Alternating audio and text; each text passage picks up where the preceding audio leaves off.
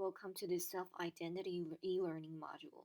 So basically, the learners will know what's going on through this overview, and then there will be 4 parts: introduction, foundations, identity acquisition, and conclusion. And overall, it will have 11 lessons. So once the learners get ready, they could simply click on the Start Course button. So they will know the course objectives and why do they need this. So this scenario is created by one of our team members, Taylor. So I host the content onto this scenario. So basically, the scenario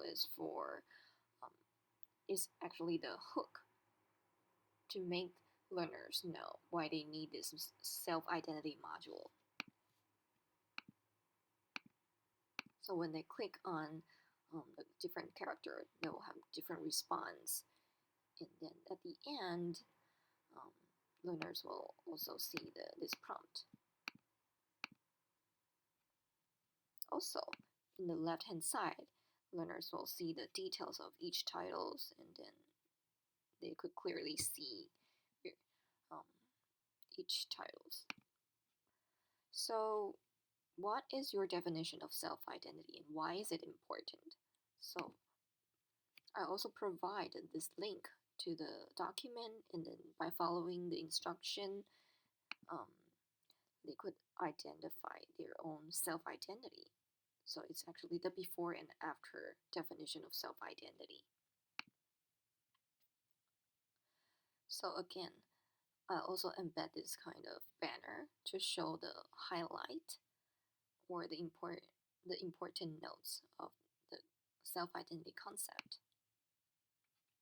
Give the definition of self-identity, and then the sources of identity, and the components of the self-identity. Sometimes I will embed this kind of image to create the extra or different kind of style to engage learners. Right, so for example, this image shows a conflict to highlight this kind of disparity. Also another scenario happens, and